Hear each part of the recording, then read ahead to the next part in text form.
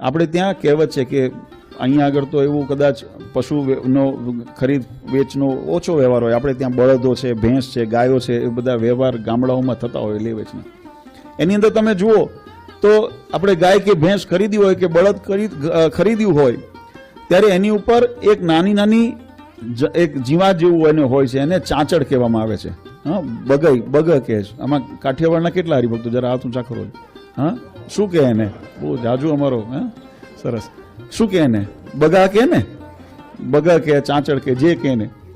ઈતડી, જો આ ઈતડી, આ શબ્દ, એ ઈતડી એની સાથે આવે. હવે તમે જ્યારે ભેંસ ખરીદો કે ગાય ખરીદો કે બળદ ખરીદો, તમે એનો જે સોદાનો ભાવ નક્કી કર્યો, એનો સોદો બહુ વિચિત્ર હોય જોવા જેવો. હવે તો બધું જો કે આધુનિક કોમ્પ્યુટરાઇઝ ને બધું નવી પેઢી આવી ગઈ. ને પહેલાં કેવું કરતા, એના મેળા લાગતા, અને મેળામાં જાય ને એટલે વેપારી, લેનાર અને વેચનાર બંને ઊભા હોય ને એના ઉપર આમ હાથમાં હાથ મિલાવે ને ઉપર ઢાંકે કપડું.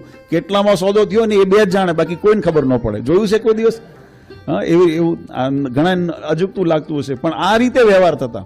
કારણ કે એનો ભાવ કેટલો છે ને નક્કી, એ અંદર આમ હાથ રાખ્યો હોય ને ઉપર નાખ્યું હોય કપડું, અને કપડું ઢાંકીને અંદર જે સમજી લે એ સોદો પાકો કરે. પણ કહેવાનો તમે જે રકમથી સોદો પાકો કર્યો હોય એ રકમ આપીને તમે ભેંસ લઈ આવો, ઓલો વેપારી એમ કહી શકે કે ઉભારો આના ઉપર આટલી ઈતળી વધારાની છે, એના રૂપિયા મને વધારે આપો? એ તો એની જાળે મફત આવે ને. એમ આ સંસારના સુખ, માયા, વૈભવ છે ને, આ ભગવાનને તમે જો રાખશો ને તો ભગવાનની સાથે આ બધું આપોઆપ આવશે. એની અંદર એની જરાય જીવાત્માને ગોચન થશે.